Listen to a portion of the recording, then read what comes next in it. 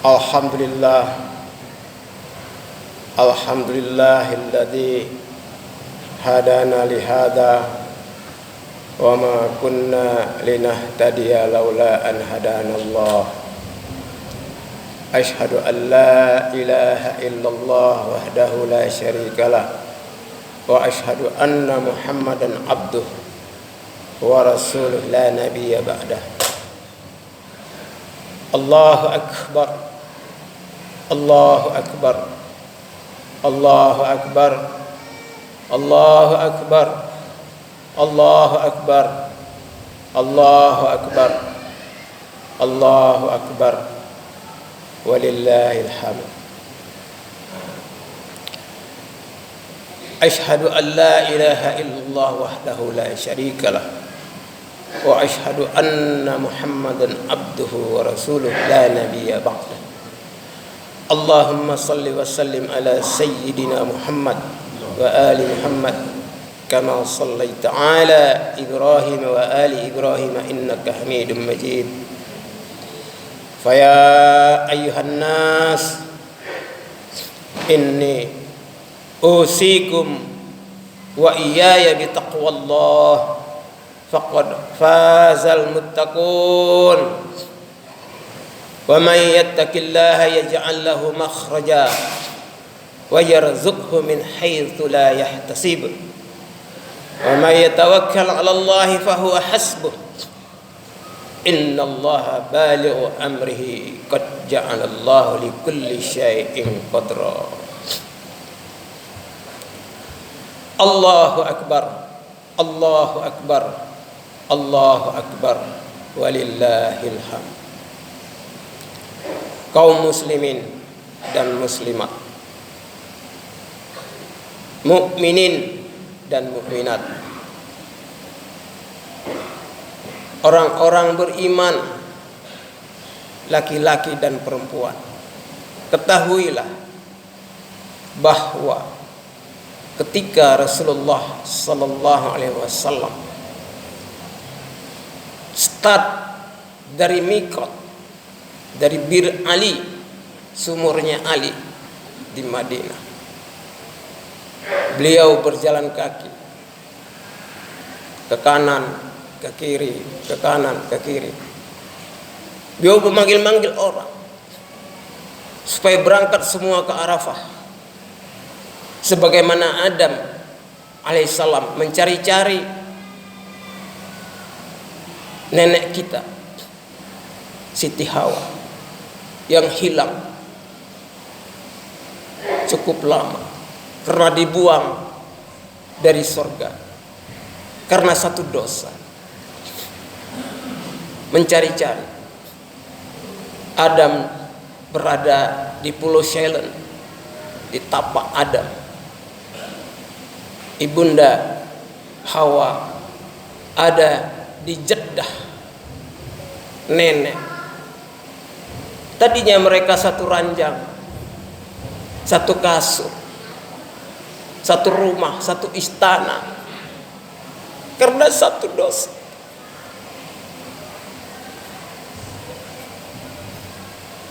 mereka telah dibuang. Kenapa?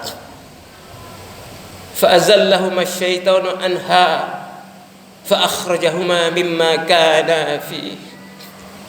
Setan telah menggelincirkan keduanya. Kenapa setan menggelincirkan keduanya? Fala taqraba hadhihi syajarata fatakuna minaz zalimin. Kamu berdua, Adam dan Hawa, jangan dekati pohon ini. Kamu pasti nanti teraniaya. Maka dibuang. Setelah dibuang, terpisah sekian lama, bertemulah di Arafah, tempat ta'aruf, tempat berkenalan kembali Adam dan Hawa. Inilah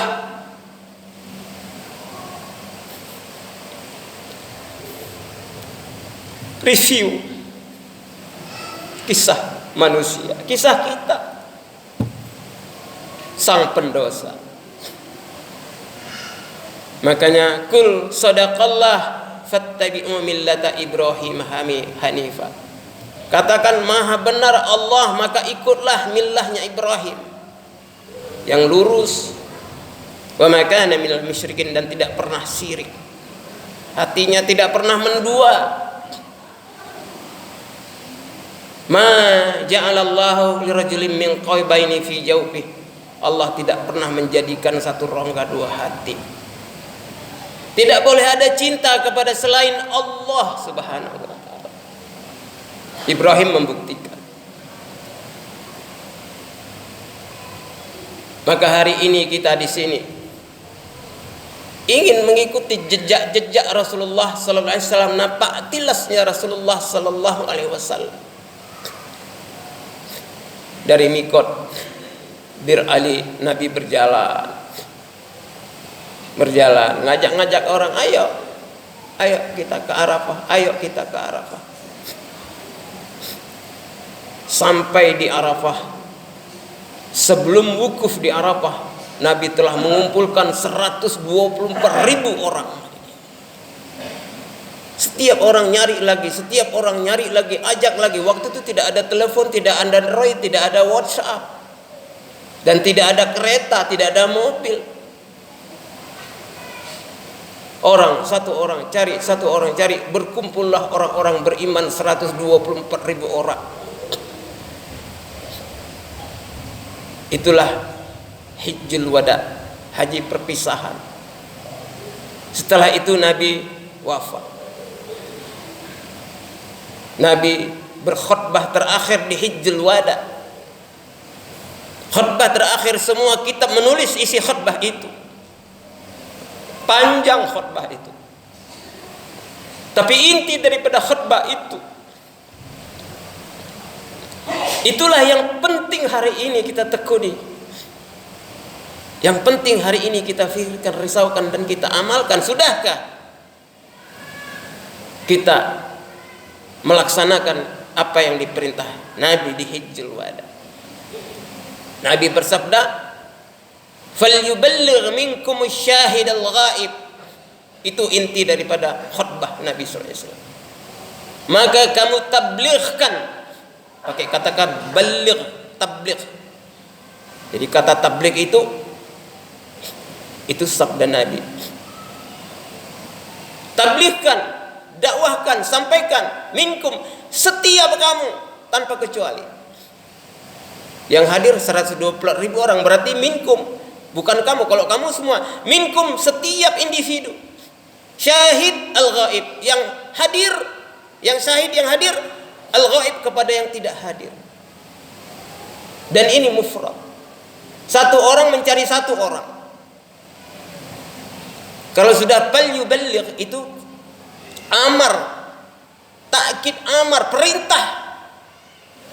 Yang apabila tidak ditunaikan, maka batal syahadat kita hadirin. Sahabat-sahabat tidak pulang lagi setelah mendengar perintah Nabi. Kalau dia menghadap ke barat, dia berangkat ke barat. Kalau ke timur menghadap, dia berangkat ke timur. Enggak noleh ke rumah. La yarji'una ila baitihim, mereka tidak kembali kepada rumah mereka. Sa'ad bin Abi Waqqas menuju ke daerah ke paling timur, ujung-ujungnya sampai di Cina. Kuburnya ada di Cina. Hanya mencari satu orang, Tal'ah bin Ubaidillah. Cari lagi arah-arah sampai tahu-tahu dia ada di Antala. Antala itu di satu pulau di Diego, di utaranya Madagaskar. Saya waktu ke sana kira-kira 10 tahun yang lalu, saya lihat Antala ini apa. Ternyata Antala ini adalah Tolha. Di sana ada makamnya Tolha radhiyallahu anhu. Kenapa harus mati di sana? Tolha adalah salah seorang sahabat yang dicintai Rasulullah sallallahu alaihi wasallam. bersama Abu Hurairah radhiyallahu anhu berdua telah memapah Rasulullah sallallahu alaihi wasallam dari tempat wudhu ke Masjid Nabawi. Karena sebelum Rasulullah wafat 14 hari Rasulullah sakit parah. Hari ke-13 Rasulullah sallallahu alaihi wasallam masih dipapah oleh Thalha dan Abu Hurairah untuk duduk di Masjid Nabawi untuk salat berjamaah. Rasulullah duduk di belakang imam. Ada Abu Bakar Siddiq di situ. Rasulullah merintahkan, ya Abu Bakrin ta'umu, wahai Abu Bakar, engkau yang imamnya. Abu Bakar Siddiq mendapat kehormatan menjadi imamnya. Sayyidul Anbiya wal Mursalin, penghulunya seluruh nabi dan rasul. Abu Bakar Siddiq sholat berdiri dan Rasulullah SAW di belakangnya sambil duduk karena uzur. Hari ke-14 Rasulullah wafat. Ini maknanya tidak pernah seumur hidup Rasulullah ketika turun kembali dari Mi'raj, tidak pernah Rasulullah sholat di rumah. Tidak pernah sholat Nabi menjadi imam di rumah supaya khusyuk sholatnya, tidak pernah. Hadirin yang mulia, maka sahabat-sahabat sudah banyak. Mereka adalah alumni Hijjul Wada. Di Yordan ada 3.000 makam mereka. Di Mesir ada 300 makam mereka. Di Turki ada 250 makam mereka. Apa yang mereka kejar ke sana, hadirin yang mulia? Falyuballigh minkum syahidal ghaib. Sampaikan, tablirkan setiap kamu setidak-tidaknya satu mencari satu orang. Ini fardhu ain. Makanya haji itu ada terbagi 4. Pertama, hajinya para nabi. Hajinya para nabi itu adalah mereka tawaf ke Makkah. Yang kedua adalah hajinya orang-orang dunia. Hajinya orang dunia ini berangkat 1 koper, pulang 5 koper. Semua benda-benda di Mekah, di Madinah dibeli pulang untuk oleh-oleh. Yang ketiga adalah hajinya maksiat. Terjadi peristiwa skandal seks di depan Ka'bah. Kenapa? Karena setan telah menggoda orang-orang di sana. Hei, kamu mau Ka'bah ngapain? Oh, saya mau tawaf. Lah, kamu kan mau ibadah, itu kan tempat suci. Apa barang kamu ini, benda kamu sudah suci, kepakaian kamu itu suci apa enggak? Itu pakaian kotor yang kamu bawa itu dari mana itu? Mendingan kamu telanjang bulat saja ke Ka'bah sebagai tempat suci, kamu telanjang bulat. Karena tidak ada dakwah, maka orang imannya lemah, digoda oleh setan, dia terpengaruh. Maka berbugil ria, telanjang bulat, mereka tawaf di Ka'bah. Cuma dibagi sip-sipan, sip siang laki-laki, sip malam perempuan. Bertawaf mereka bertenjang bulat di Ka'bah. Apa yang terjadi? Seorang laki-laki penasaran, dia pergi ke balik bukit, dia intip itu bagaimana tuh perempuan telanjang bulat bertawaf di Ka'bah. Rupanya ada satu orang perempuan tercantik di Mekah, badannya bersinar-sinar. Ini laki-laki yang mengintip dari kejauhan, tidak tahan hawa nafsunya. Dia langsung berdiri, dikejar itu orang, ditangkap. Terjadilah skandal seks di depan Ka'bah. Maka Allah kutuk mereka menjadi Latta wal Uzza, menjadi patung. Afara'aitumul Latta wal Uzza wa manata tsalisatal ukhra alakumuz dzakar wa lahul untha innal. Apakah kamu tidak perhatikan bagaimana Latta wal Uzza? Hadirin ya Allah. Jadi di Ka'bah pun terjadi maksiat. Apabila tidak ada dakwah, di mana-mana, di masjid, di Ka'bah terjadi maksiat. Karena Rasulullah itu diutus untuk kepada manusia. Setelah Isa bin Maryam diangkat ke langit, Maka sepi 100 tahun, 200 tahun, 300 tahun, 4 tahun, 500 tahun tidak ada dakwah. Tahun ke-571 baru lahir Muhammad sallallahu alaihi wasallam. Bayangkan 570 tahun tidak ada manusia yang mengajak manusia untuk beribadah kepada. Maka terjadi zaman jahiliyah.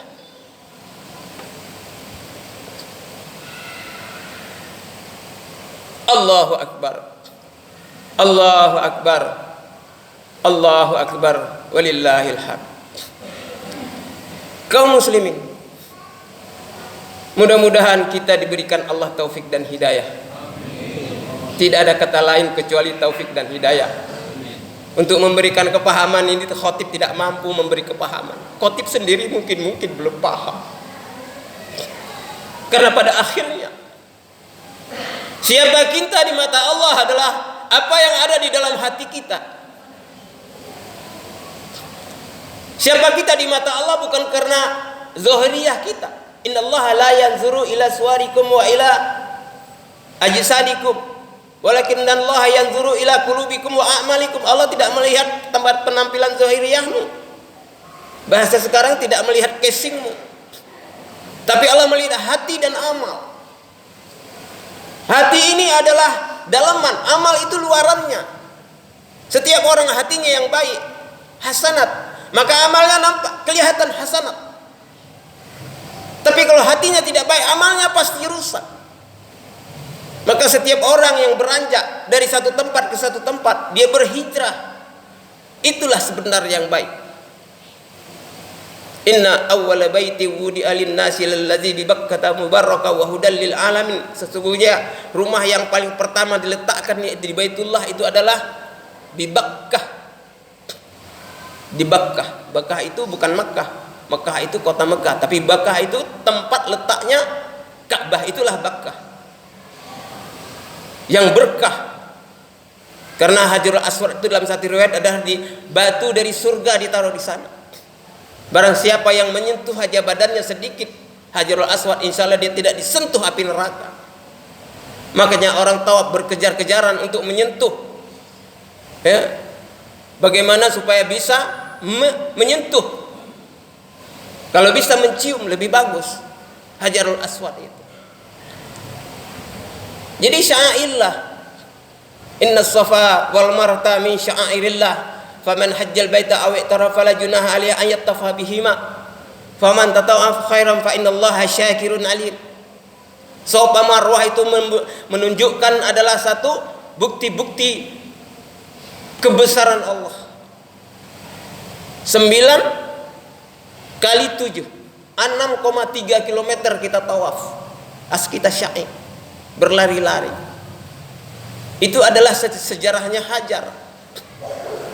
Hajar itu punya anak satu-satunya, si mungil, si cantik. Sudah lama nggak punya. Ismail sudah lama nggak punya, bersama Sarah. Allah perintahkan menikah kepada Hajar. Alhamdulillah, bibit unggul. Lahirlah Ismail. Rabbi habli minas salihin. Fabasyarnahu birughamin halim. Falamma balagha ma'ahu sya'ya qala ya bunayya inni ara fil manami anni azbahuka fanzur madza tara. Qala ya abati fa'al ma tu'mar. Satajiduni insyaallah minas sabirin. Anak si mata wayang satu-satunya, enggak ada yang lain. Kasihnya bukan main, itu anak satu-satunya. Laki-laki cerdas. Tahu-tahu diperintahkan untuk disembelih. Ya bunayya, wahai anakku, inni ara fil manami, aku tadi melihat dalam suasana mimpi, berarti ada wahyu dari Allah.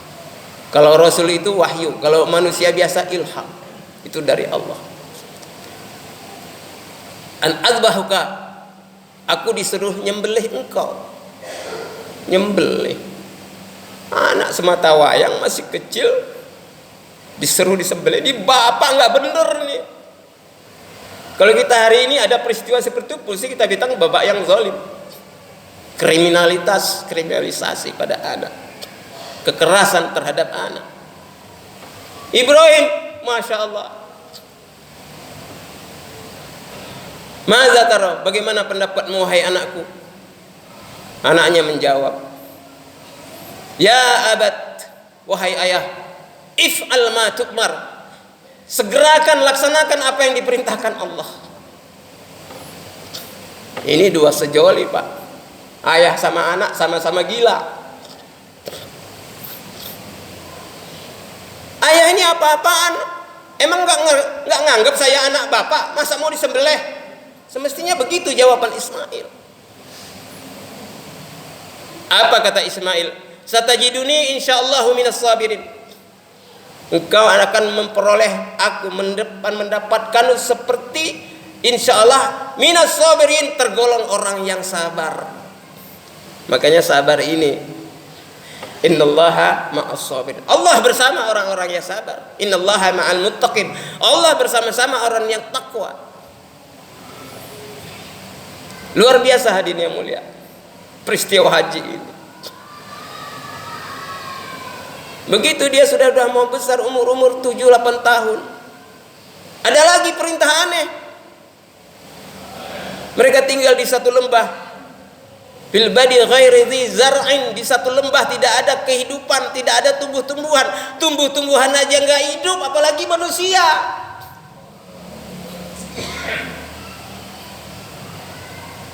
Hajar tidak punya apa-apa. Waktu itu belum ada supermarket, belum ada ATM, belum ada tabungan. Pohon aja nggak tumbuh, ditinggalkan.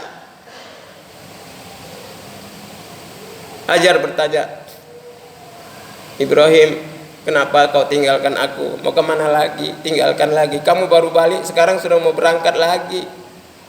Ibrahim diam. Kenapa Ibrahim diam? Allahu Akbar, Allahu Akbar, Allahu Akbar, walillahil hamd. Pujian hanya milik Allah. Apa yang terjadi? Ditanya oleh Hajar, apakah ini perintah Allah? Ibrahim tidak menjawab, tapi menganggukkan kepala. Tandanya betul. Apa kata Hajar? Izan la yudha'ifullah. Kalau begitu Allah tidak akan menyia-nyiakan kami. Berangkatlah Ibrahim. Ibrahim berangkat, Pak, karena sudah perintah Allah. Karena manusia sudah tidak menyembah Allah, Namrud sudah mengaku Tuhan. Jadi dakwah ini adalah segala-galanya. Wallahu yad'u ila daris salam. Allah itu dai, mengajak kamu kepada Darussalam, kata ganti surga. War rasulu yad'ukum litu'minu bi rabbikum, dan rasul itu mengajak kamu supaya kamu beriman kepada Tuhan. Wal takum minkum ummatu yad'una ilal khair, dan kamu jadilah kamu segolongan orang yang mengajak kepada kebaikan. Sama. Kalau kita mau jujur, tugas Allah sebagai dai, tugas Rasulullah sebagai dai, tugas kita umat Muhammad SAW sebagai dai. Karena di situ sudah perintah, maka haram hukumnya orang tidak berdakwah. Sama dengan perintah salat itu fardu ain. Bahkan dakwah itu lebih awal daripada salat. Sebelum ada perintah salat, sebelum ada perintah haji, sebelum ada perintah zakat, sebelum ada perintah yang lain-lain, dakwah dulu. 13 tahun Nabi lockdown di Mekah, dituduh tukang sihir, dituduh gila, dituduh mengubah budaya Arab. Akhirnya terusir Nabi dari kota Mekah, diperintahkan hijrah oleh Allah. Karena manusia-manusia bergelap hati, kafir Quraisy di Mekah itu sudah bertindak keterlaluan. Nabi lahir di Mekah, darah biru Mekah, keturunan darah biru Mekah. Abdul Muthalib itu kakek Nabi adalah penjaga kunci Masjidil Haram, bukan orang cemen. Tapi Allah perintahkan untuk hijrah. Hijrahnya Nabi dari Mekah ke Yasrib, bukan Madinah. Madinah setelah makmur. Yasrib itu kota sampah, kota buangan, 3 kegelapan. Manusia tidak mengenal sang pencipta, manusia itu nggak tahu sunnah-sunnah Nabi, manusia itu kepada saudara-saudaranya saling bunuh-membunuh, saling geser menggusur. Itu peristiwa di Madinah awalun. Nabi datang. Jadi Nabi itu hijrah ke Madinah itu dalam keadaan terusir. Apa sih yang paling sakit dalam hidup ini? Yang paling sakit dalam hidup ini orang tempatan diusir pendatang. Itu Rasulullah SAW. Kalau sekarang nih orang Betawi diusir ke pinggiran, kira-kira gitu. Siaran ulangan. Tapi tidak apa. Karena kalau punya konsep hijrah itu bukan hijrah hanya fisik kita, tapi hati juga hijrah kepada Allah Subhanahu wa taala. Orang-orang yang hijrah fisiknya dan hijrah hatinya kepada Allah, itulah namanya orang-orang fi sabilillah. Hadirin yang mulia, kita bertakbir lagi, Allahu Akbar, Allahu Akbar, Allahu Akbar, walillahil hamd. Panjang ceritanya, tidak cukup khutbah, tapi singkatnya harus kita ambil kesimpulan bahwa hijjul wada, hijrah terakhir ini adalah finalis. Makanya dari 4 orang haji tadi, hajinya para nabi, haji dunia, haji maksiat, yang terakhir adalah hajinya Rasulullah sallallahu alaihi wasallam. Apa hajinya Rasulullah sallallahu alaihi wasallam? Itulah haji yang betul. Haji yang ketika selesai mereka haji, diperintahkan mereka untuk menyampaikan kepada orang-orang di seluruh alam. Baru bersebar. Walaupun Nabi hanya sampai Makkah Madinah, sampai ke Syam, waktu kecilnya tidak ke seluruh alam, tapi perintah Nabi sudah sampai kemana-mana. Dan ketika turun ayat wa anzir ashiratakal aqrabin, kasih ingat kerabat-kerabat kamu terdekat, orang-orang kampungmu, kabilah-kabilahmu. Nabi pulang, mandi, ambil wudhu, berangkat lagi. Sampai Khadijatul Kubra radhiyallahu anha merasa heran, ini nggak biasa begini. Pulang, mandi, berangkat lagi. Cium pipi kiki, cium pipi kanan kayak nggak ada, karena sudah turun ayat. Ya Rasulullah, qad ji'tan lima zataraktani ya Rasulullah. Rasulullah, engkau baru aja balik, kenapa berangkat lagi? Nabi nggak enak menjawab, iya pun nggak enak, nggak enak. Nabi melambaikan tangan saja sambil berkata tipis, sahdu la rauhata ba'dal yaum, tidak ada istirahat setelah hari ini. Setelah turun ayat wa anzir ashiratal aqrabin, Nabi tidak pernah istirahat berdakwah. Hadirin mulia, Nabi datang ke kabilah-kabilah, Nabi datang ke kampung-kampung, Nabi datang kepada tokoh-tokoh. 83 kabilah didatangi oleh Nabi, semua suku didatangi, semua abu didatangi, Abu Lahab, Abu Jahal, Abu Sufyan, Abu Bakar, Abu Gosok, yang tukang gosok-gosok, hati-hati itu Muhammad. Dikumpulkan di Bukit Sofa. Nabi di situ angkat tangan menyampaikan satu kalimat perintah Allah, ya ayuhan nas qulu la ilaha illallah tuflihu, wahai manusia, kamu ucapkan, kamu sampaikan, kamu dakwahkan la ilaha illallah, kamu pasti berjaya. Jadi di balik kalimat la ilaha itulah kejayaan. Maka manusia apabila dakwah kebesaran Allah seperti ini terjadi, manusia akan menjadi 3 kelompok besar. Kelompok yang pertama, diam-diam dia ikut Nabi sallallahu alaihi wasallam, tapi itu minoritas. Kelompok pengikut Nabi selalu minoritas, semua Nabi begitu. Kelompok kedua ada yang ragu-ragu, lihat kiri kanan, si fulan ikut enggak? Kalau kita nih DKM-nya ikut enggak? Jangan-jangan, begitu. Nah, kelompok ketiga nih pembangkang, opposition party, partai oposisi. Ketua umumnya adalah Abu Lahab laknatullah alaih.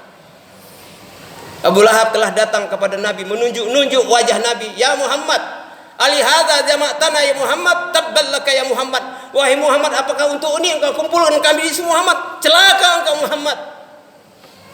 Nauzubillah min dzalik. Kalau bukan kata tabbat itu ayat Quran, saya tidak berani Pak, tidak tega membaca mengatakan tabbat kepada Nabi kita. Tapi Abu Jahal telah mengatakan tabbas kepada Rasulullah SAW. Nabi diam. Itu urusan dia. Urusan Nabi menyampaikan. Tidak ada reaksi. Tabassam wa yaskut, senyum dan diam. Ini reaksi dakwahnya Nabi. Begitu lembutnya, lunaknya akhlak Nabi. Sudah dituding-tuding seperti itu, Nabi diam saja. Turun ayat. Tabbat yada abi lahabi wa tabbah. Ini kalau makhrajnya ini harus benar. Itu harus, itu qalqalah kubra itu. Jadi kalau dibaca tabbat yada abi lahabin wa tabb, harus begitu.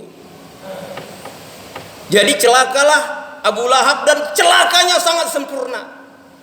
Ma aghna anhu maluhu wa ma kasab, tidak ada gunanya hartanya dan apa usaha-usahanya. Dia itu adalah konglomerat orang kaya, enggak ada artinya bagi Allah. Wa mura'atuhu hammalatal hatab, dan istrinya nanti menjadi kayu bakar pembakar. Ini hadirin mulia. Kita lihat sebab akibat dakwah ini. Makanya cerita Al-Quran 2/3 isi Al-Quran itu adalah laporan kerja dakwahnya para nabi. Tidak ada diceritakan ibadahnya Nabi, nggak ada aduh sholatnya sampai apa, nggak ada. Tapi dakwahnya Nabi. Dakwah kalau diikutkan mereka selamat, kalau ditentang mereka kiamat. Wa qaruna fir'aun wa haman wa laqad jahum Musa bil bayyinati fastakbaru fil ardi wa ma kanu sabiqin. Qarun, Haman, Fir'aun telah datang Musa kepada mereka untuk memberikan penjelasan. Wahai Musa, wahai Qarun, wahai Fir'aun, wahai Haman, kamu ini ciptaan Allah. Kamu ini semuanya datang dari Allah. Kekayaanmu, pangkatmu, jabatanmu, uangmu itu dari Allah. Nanti kamu akan mati, semuanya dipertanggungjawabkan kepada Allah. Itu dakwahnya Musa. Apa reaksi mereka? Orang-orang sombong itu fastakbaru fil ardi. Mereka menyombongkan diri di muka bumi. Mereka menunjuk dadanya, siapa saya? Faqala ana rabbukumul a'la. Kamu enggak tahu saya ini Tuhan kamu lebih tinggi daripada Allah kamu, sampai begitu. Wa ma kanu sabiqin, mereka tidak pernah jadi pemenang. Orang sombong tidak pernah jadi pemenang. Marilah kita tarik diri kita dari kesombongan ini.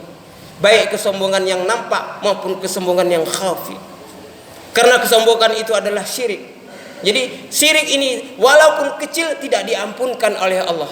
Allah Subhanahu akan mengampunkan dosa selain syirik sesuai dengan kehendak Allah Subhanahu wa taala.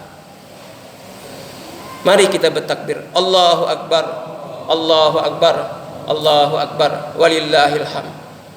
Hadirin yang mulia, penyembelihan hari ini